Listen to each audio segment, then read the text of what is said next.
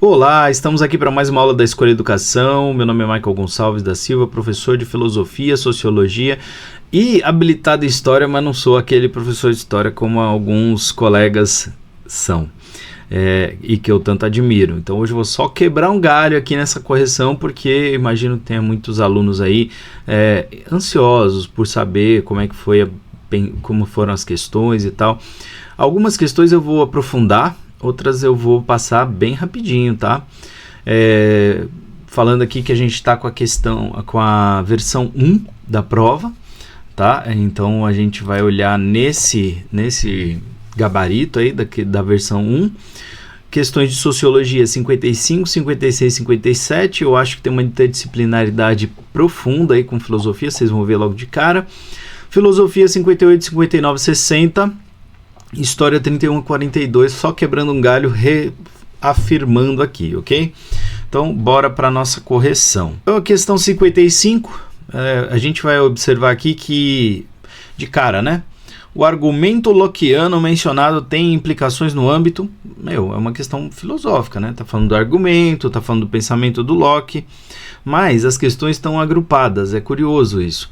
E elas têm uma sequência, e as questões que vêm depois são de sociologia, e depois tem questões de filosofia. Então eu considero que aqui fizeram uma interdisciplinaridade interessante, e que isso dá uma dica da resposta, porque de todos os itens tem um que é mais sociológico, um único que é mais sociológico, tá? Mas é uma questão filosófica / sociológica. É lógico que não tem, é mais filosófico ao meu ver, tá?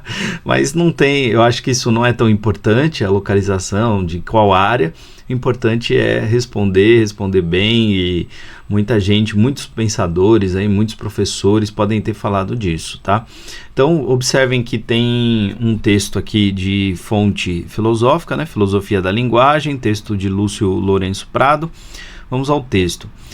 O primeiro grande modelo da teoria psicológica da linguagem que temos na modernidade é o livro 3 do ensaio acerca do entendimento humano de John Locke. Pela primeira vez, na modernidade, temos um livro inteiro dedicado ao processo de significação linguística. O argumento lockeano é: a necessidade que temos de entrar em acordo, de nos entendermos, leva à necessidade de criar esses signos sensíveis capazes de comunicar nossos pensamentos, nossas ideias. Se fôssemos dotados de alguma faculdade que possibilitasse o acesso direto e imediato às ideias das mentes de outros homens, não seria necessária a linguagem. Então aqui, muito filosófico, tá bom? Mas olha só, o argumento lockeano mencionado tem implicações no âmbito crítico, visto que examina os limites do senso comum? Não, isso aqui está muito limitado perto do que está sendo discutido. Epistêmico? Não se fala aqui do conhecimento, mas da linguagem. Religioso? Não. Metafísico, pois considera um novo elemento para a compreensão do ser? Também não. Político, já que torna possível o pacto social civilizatório, eis a resposta, e político. Tá vendo? Não disse que tinha uma dica aqui? E é uma questão legal. Acho que pode ter te dado dúvidas se você não conhece aqui os conceitos. Nisso, ela se parece um pouco com uma questão do Enem. Então, veja aí alguma coisa de interessante. Questão 56.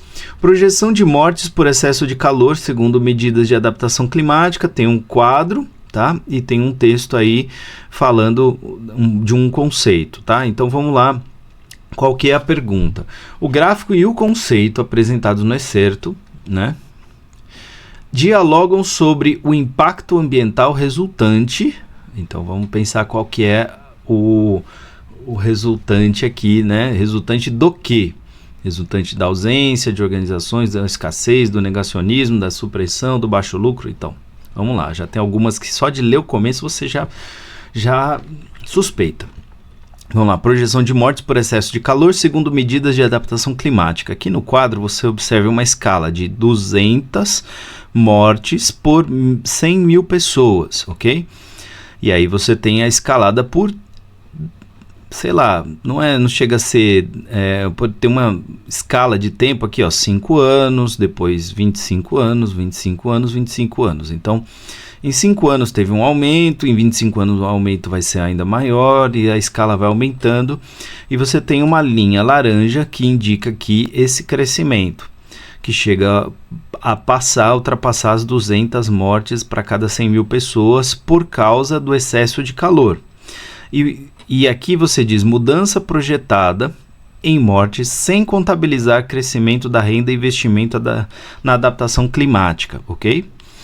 E aqui você tem mudança projetada com benefícios por crescimento de renda e investimento na adaptação climática. Então, com investimentos, é uma redução de 62% na mortalidade no final do século. Então, o excesso de calor matará mais pessoas se não tiver crescimento de renda e investimento na adaptação climática. E aí vamos ao conceito. Chamamos de racismo ambiental as injustiças sociais e ambientais que recaem de forma implacável sobre grupos étnicos vulnerabilizados e sobre outras comunidades discriminadas por sua raça, origem ou cor.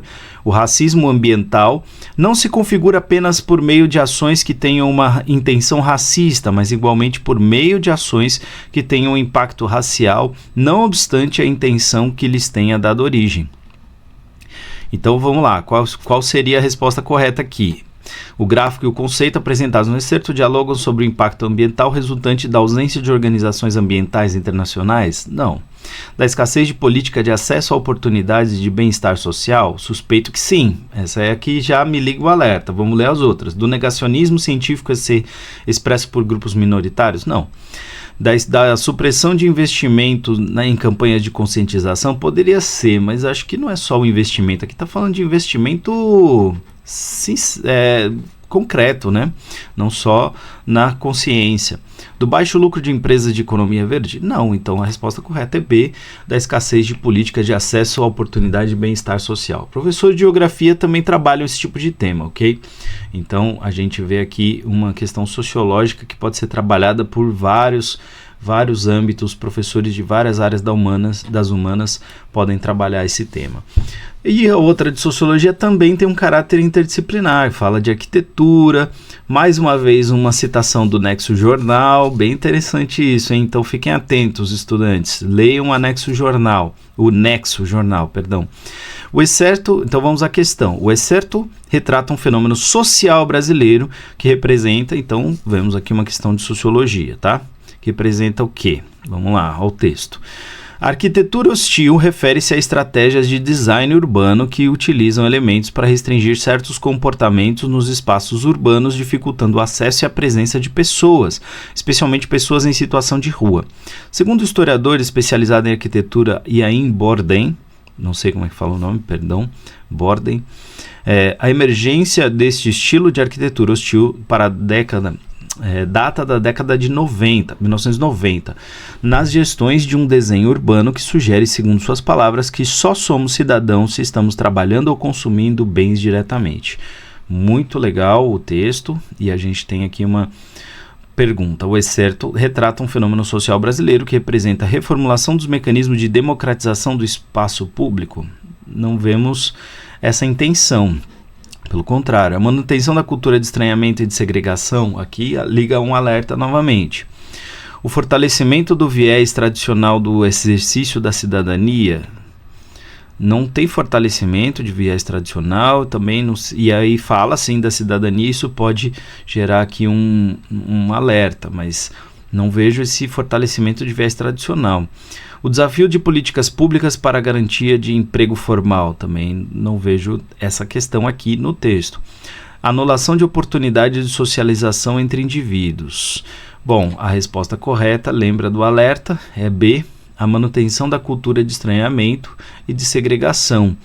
Né? Segregação no sentido de que se você não está consumindo, se você não está trabalhando ou consumindo, você não tem cidadania. E está falando aqui das pessoas em situação de rua, que provavelmente são pessoas extremamente afetadas nesse modelo, né? Não são considerados cidadãos, não são consideradas cidadãs, ok? Então, vemos aí a questão 57, o item, a resposta é B, ok? Vamos à questão 58, agora filosofia, entrando na filosofia. A disputa política mencionada pelo filósofo Renato Nogueira, complete a frase, certo? Então vamos pensar, vamos ler o texto, né? Leia o trecho da entrevista do filósofo Renato Nogueira ao repórter Arnaldo Bloch, do jornal O Globo. Arnaldo Bloch: conte algo que não sei. Renato Nogueira: a filosofia não nasceu na Grécia. Bom, se você já viu minhas aulas aqui, você vai ver que a gente já tratou um pouco disso. Ela já existia na África e em outras regiões séculos antes. No Egito há uma palavra, reket, que significa exatamente o que a palavra filosofia significava para os gregos. É uma arte da palavra, do saber. Os maias tinham aforismos filosóficos. Há diferentes estilos de fazer filosofia, mas há uma disputa política para que só uma voz filosófica fique conhecida. Essa voz é a voz do Ocidente. Então, a disputa política mencionada pelo filósofo Renato Nogueira apresenta a busca pela relativização do conhecimento? Não. Ilustra a desvalorização dos sistemas conceituais tradicionais? Também não. Propõe uma visão homogeneizada da verdade? Parece, mas não. Não é, ele propõe, pode parecer, né? Que ele está falando de uma proposta de visão homogeneizada do conhecimento, da filosofia, por vir só da Europa, mas não é isso. Promove uma relação hierarquizada do pensamento humano? Sim. Aí eu vejo, tá? Porque parece que tem uma hierarquia, que o europeu é superior, e não é. Né? E revela o desprezo pelo debate de ideias? Não, nem pensar. Então a resposta correta, D. Ok? Lembra do que eu falo às vezes, né? Que termos mais moderados têm uma tendência, né? Promove uma relação hierarquizada no pensamento humano. Parece uma discussão leve, né? Uma discussão mais modesta ali, mais moderada. Enfim, vamos em frente, né? Parece Aristóteles, né? A virtude, né, tá no meio. Vamos lá, agora falando de Aristóteles, questão 59. Temos dois textos aqui que remetem ao trabalho do Aristóteles, tá? Da lógica aristotélica. Muito legal essa questão, ao meu ver. Nos textos 1 e 2 está apresentada uma das principais contribuições de Aristóteles para a história da filosofia. Tal contribuição refere-se a... Bom, aí tem várias coisas que ele realmente fez e outras que ele não fez, né? Algumas coisas que fazem sentido com a teoria dele. Então, parece uma questão um pouco do Enem também, né? Que relaciona texto, que as respostas são... que os itens são resposta para outras perguntas. Então, a gente vendo os itens aqui, a gente vai perguntar qual é a pergunta em si. Então, a gente sabe que ele, sim, estruturou o conhecimento dedutivo, ele fez uma classificação sistemática das coisas, refutou o dualismo platônico na visão dele. Ao princípio, né, ele refere-se ao princípio do justo meio, da justa medida, né, da ética, não sei, vamos ver o texto. A concepção teleológica do cosmos, que tudo tende para uma finalidade, isso é um pouco mais do Platão, mas ele também tem uma visão nesse sentido. Vamos lá, texto 1. A obra órgão constitui... Quem conhece a obra do Aristóteles já respondeu essa questão, sabe do que trata órgão, né? Vamos lá. O primeiro estudo amplo da disciplina lógica. Embora falte essa palavra para designá-la no início de analíticos, Aristóteles define a disciplina que se prepara para investigar como ciência da demonstração e do saber demonstrativo. Distingue dois tipos de discurso, dialético e demonstrativo. O primeiro parte do problemático e do provável e termina necessariamente no provável. O segundo parte do verdadeiro e termina no verdadeiro. Isso é um princípio lógico, gente. Premissas verdadeiras, né, levam a uma conclusão possivelmente verdadeira, né? Necessariamente verdadeira. Acho que é melhor falar assim. Tá? Texto 2. No livro 1, capítulo 1 de sua obra Primeiros Analíticos, Aristóteles define o que é um silogismo perfeito. Silogismo, gente. Silogismo é lógica, é dedução pura. Então, vamos lá.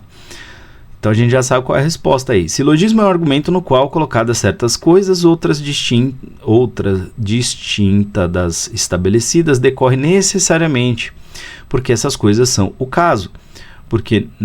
Porque nessas coisas são o caso, quero dizer decorrer em virtude delas. Por decorrer em virtude delas, quero dizer carecer de nenhum termo externo para que o necessário venha a ser o caso. É dedução, tá? Resposta correta, A. Ok? Questão 60, vamos lá. O que chamamos arte, nossa, muito legal, sobre estética, né?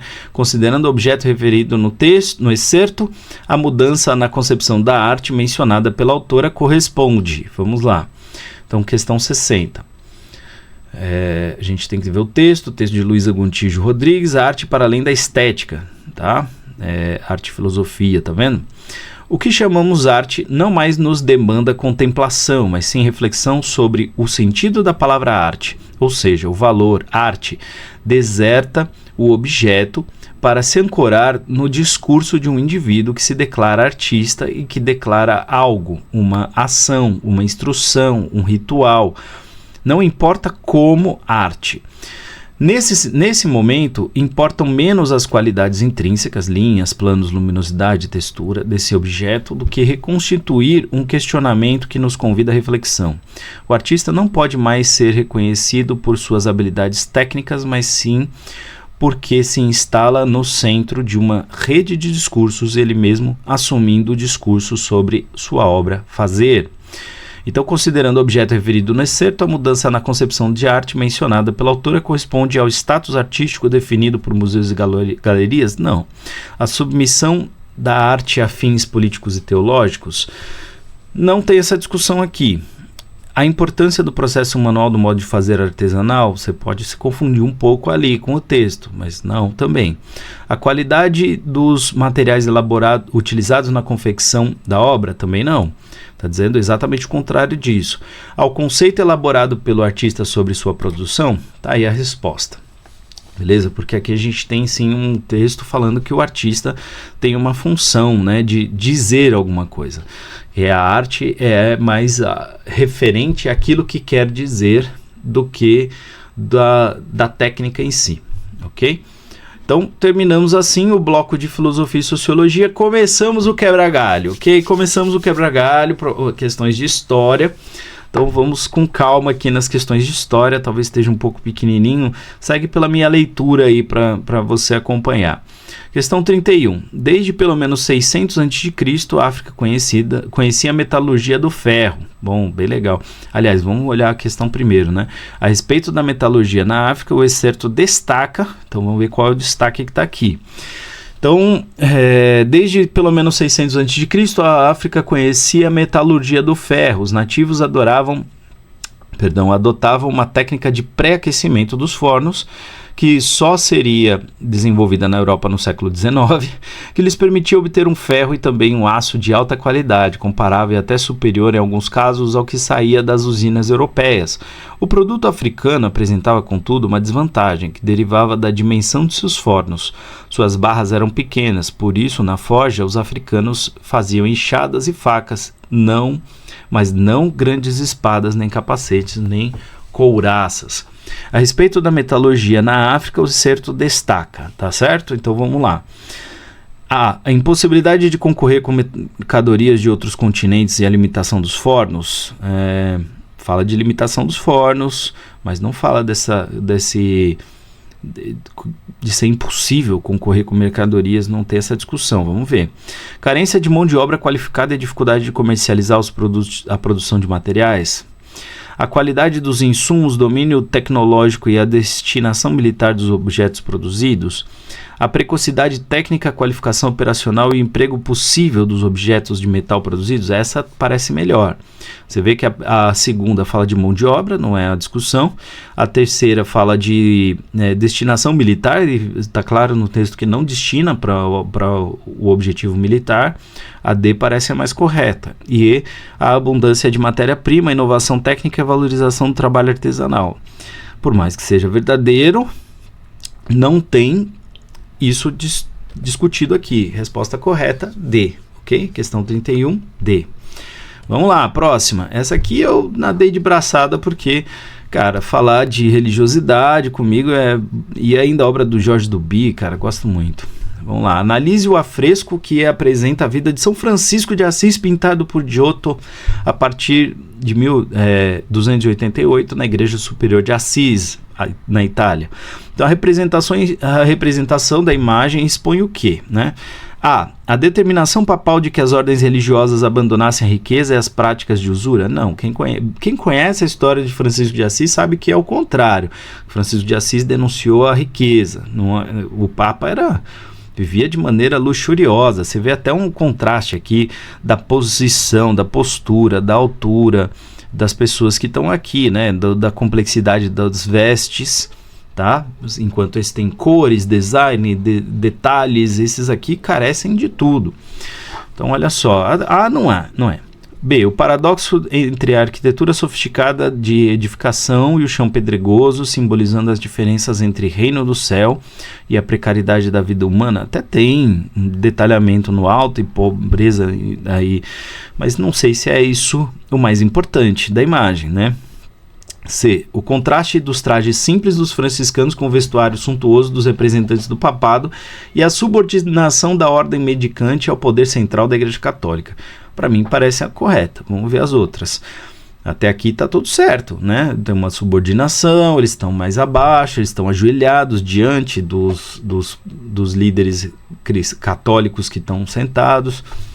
A condenação papal das ordens mendicantes como heréticas? Não.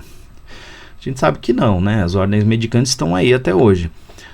O caráter divino das lideranças religiosas da Igreja Católica, a obrigação papal de acolher, perdoar e abençoar, não, tá muito idealizado isso aqui, né? Divino, né? Eles são deuses, cara, uma prova não pode dizer isso.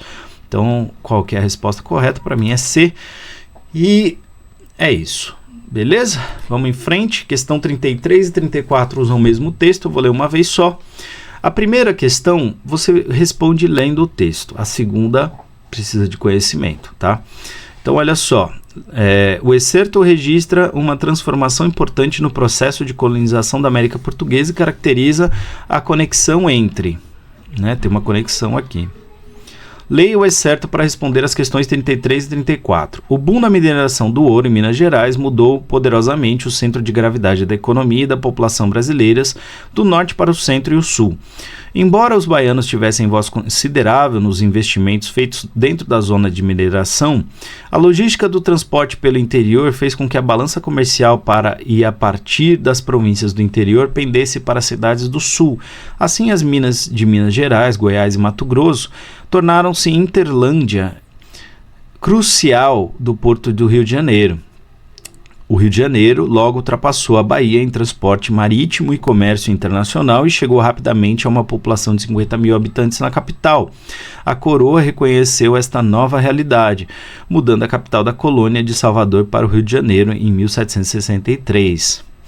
Então, olha só, existe aí uma questão, né? O excerto registra uma transformação importante no processo de colonização da América Portuguesa e caracteriza a conexão entre o aumento da densidade demográfica no Nordeste e início da ocupação de territórios sertanejos? Não. A preferência por modelos de transporte terrestre e a ausência de uma política de estímulo à navegação fluvial? Também não. Interesses financeiros de caráter regional e as disputas pelo controle do poder político na metrópole. Essa parece a correta. Vamos lá. A constituição de novas formas de exploração de recursos naturais e a redefinição das relações entre classes sociais. Não parece. E processos de ocupação dos espaços geográficos e reestruturação das dinâmicas político-econômicas. Essa também tem a ver. Vamos refletir. Os interesses financeiros de caráter regional e as disputas pelo controle do poder político na metrópole, a gente vê um pouco de relação, e outra, os processos de ocupação dos espaços geográficos e a reestruturação das dinâmicas político-econômicas. E aí, a resposta correta, ela tem um detalhe. A resposta é E, porque a gente está falando aqui da mudança da cidade, né, de Salvador para Rio de Janeiro como capital. Então, a gente está falando da ocupação e também do quanto a mineração foi determinante para estabelecer. Vocês veem que tem o processo de povoamento do Rio de Janeiro. Rapidamente a cidade chegou a 50 mil pessoas, né? Tem toda essa transformação. E sim, tem uma reestruturação da dinâmica político-econômica, porque tem a mudança da capital. Então essa é uma questão que você responde de maneira interpretativa. Você consegue, se você conhece a história, você sabe desse processo e talvez você adiante essa resposta, mas essa dá para responder lendo. A próxima precisa um pouco mais de contexto, tá? Então a próxima fala da exploração do ouro na América Portuguesa a partir do século XVII, mesmo texto.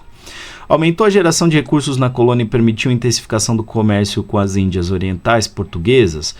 Criou novas estratégias administrativas na colônia e estimulou o comércio internacional através do Oceano Atlântico.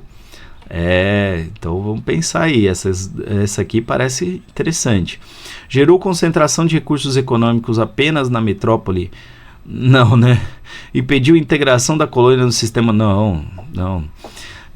Ocorreu durante o período da União Ibérica e foi facilitada pelo domínio espanhol de técnicas avançadas de extrativismo mineral. Cara, é difícil o estudante médio saber relacionar isso aqui, né? Mas vamos em frente. Parece que não. Alterou a circulação de mercadorias entre a América e a Europa e estimulou a adoção de medidas de liberalização no comércio mundial.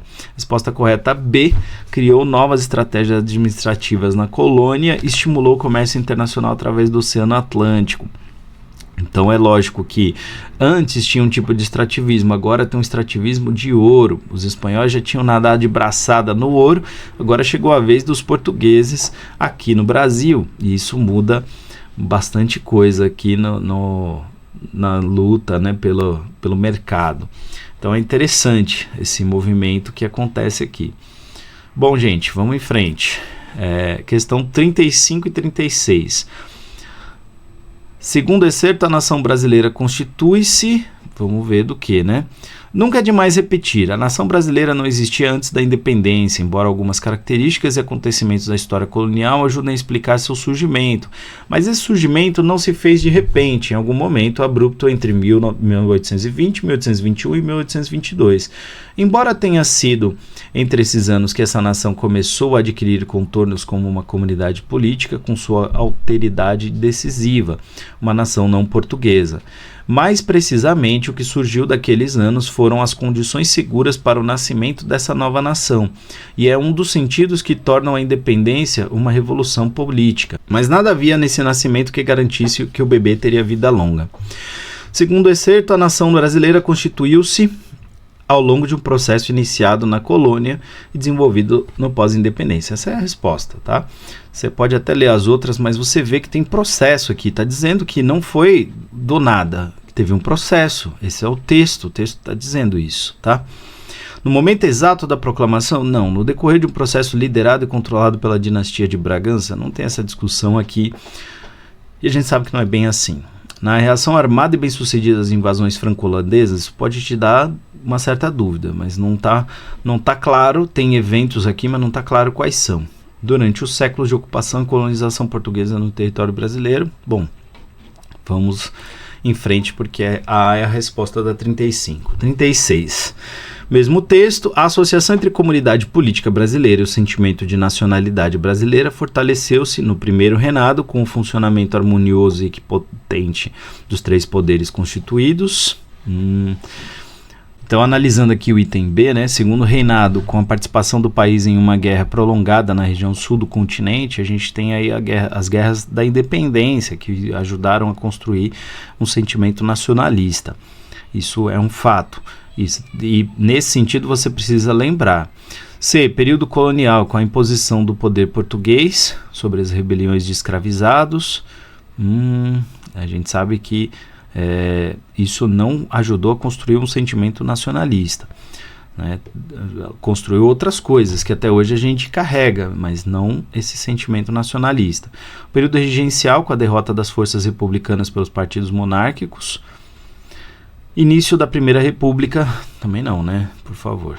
E aí, resposta correta B, segundo reinado, com a participação do país em uma guerra prolongada na região sul do continente, tá? Tem também a Revolução Liberal do Porto, tem várias coisas que acontecem aí, mas enfim, vamos em frente, tá? Tô quebrando o galho. Professores de história, não me odeiem, por favor. Vamos lá. Questão 37. Um efeito da colonização europeia da África durante o século XIX e XX foi caracterizado pelo excerto foi. Vamos lá.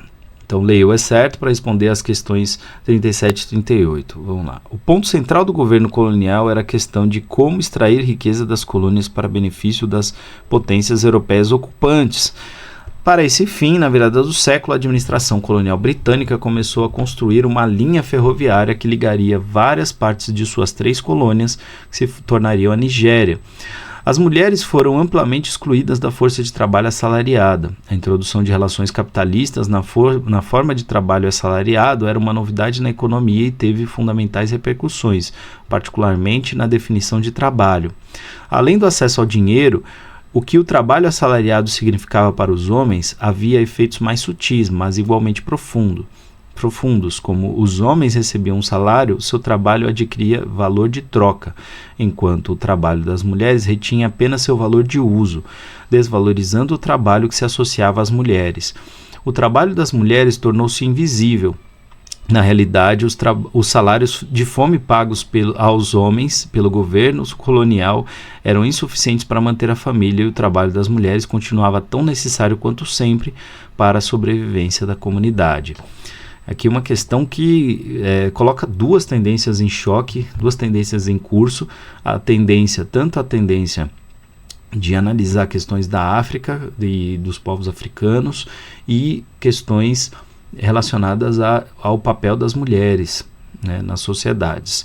Então, o efeito da colonização europeia da África durante os séculos XIX e XX, caracterizado pelo excerto, foi a instauração da sociedade de classes e o surgimento de ações de resistência lideradas por sindicatos rurais, o reforço das práticas escravistas regulares nos setores mais dinâmicos das economias coloniais, a valorização do trabalho braçal voltado aos interesses públicos em detrimento do trabalho intelectual e doméstico, a dedicação ao trabalho como princípio de ascensão social no lugar dos privilégios naturais dos setores aristocráticos, a imposição de novas relações de trabalho em complementaridade com a dinâmica do trabalho comunitário.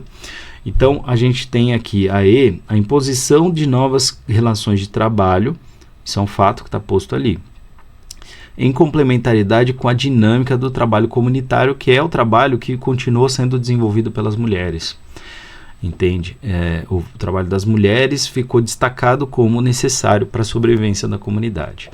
Então tá aí a resposta E, ok? 38.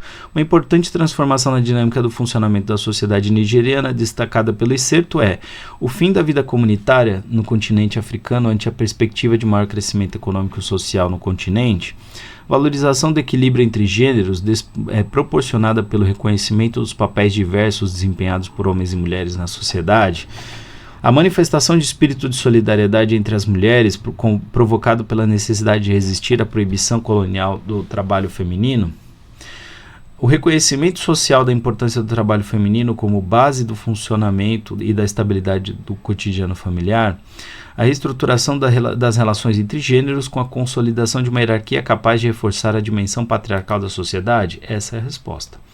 Você vê que tem uma mudança e que os homens eles vão reforçar o seu valor no sentido de que eles que trazem a riqueza, mas isso tornando mais patriarcal ainda. Então é cruel, né? E é isso aí. Vamos em frente, estamos acabando. Questão 39. O excerto aborda a condição dos imigrantes italianos de São Paulo no início do século XX e atesta que, vamos lá, questão 39. Longe de seus pequenos vilarejos, os imigrantes italianos, oriundos de diferentes províncias, nunca estiveram tão próximos quanto em São Paulo.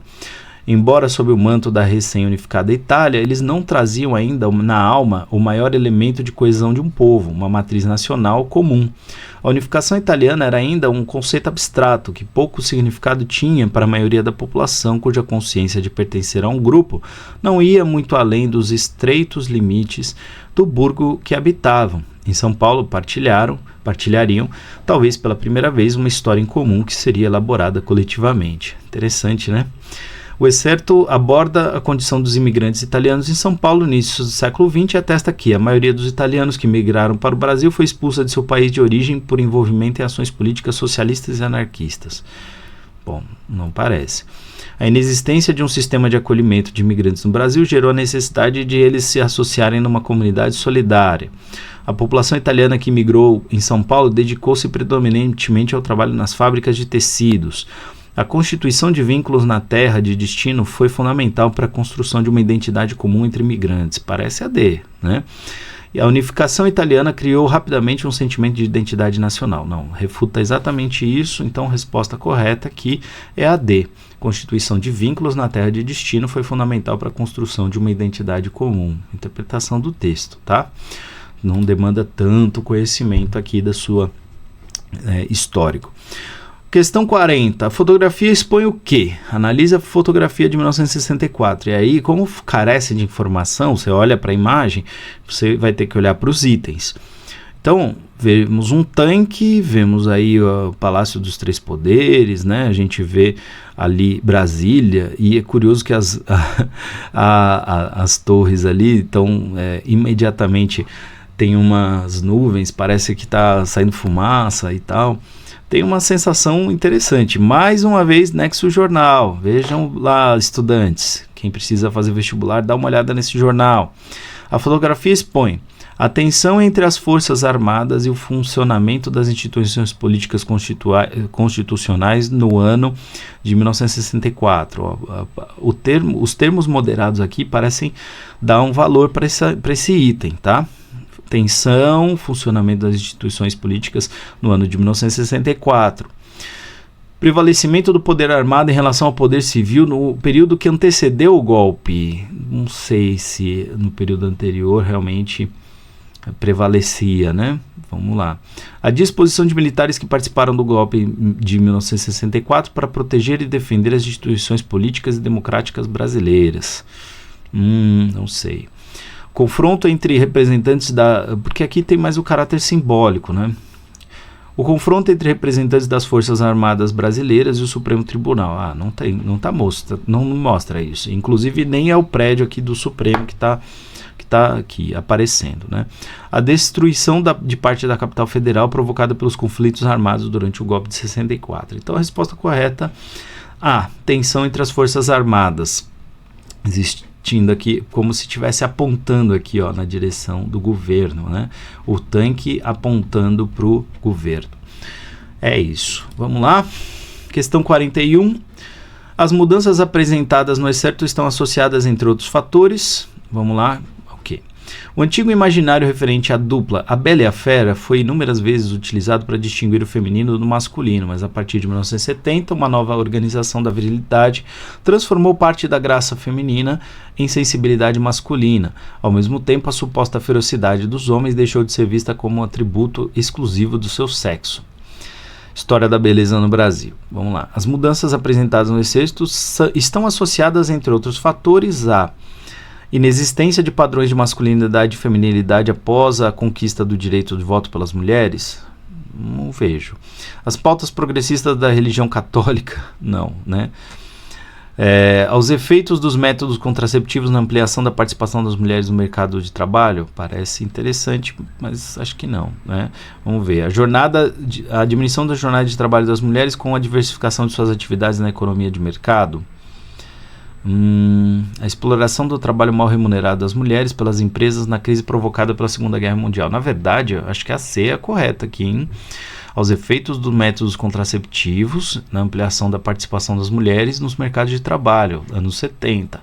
É isso aqui, com certeza. Então, aqui a nossa resposta é a C, ok? Vamos lá, vamos em frente. Essa questão interpretativa também, né? Mas você precisa ter um pouco de conhecimento, saber que na década de 70 teve esse movimento das mulheres aí na sociedade, a pílula e a chegada massiva das mulheres no mercado de trabalho. Última questão de história.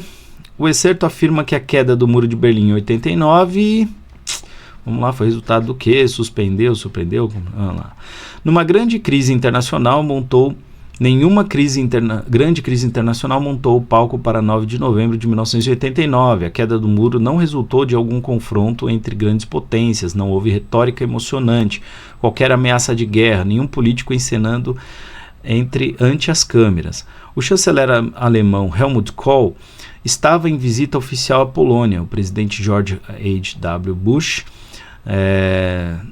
soube dos acontecimentos por intermédio de seu assessor de segurança nacional, Brent Scowcroft, que ficou sabendo pelo noticiário da TV. Né? Juntos, os dois foram para o estúdio privado do presidente, ao lado da sala oval, e ligaram a TV. Meu Deus, disse Bush aos seus auxiliares, se os soviéticos vão deixar os comunistas caírem na Alemanha Oriental, eles devem estar realmente falando sério, mais sério do que eu achava.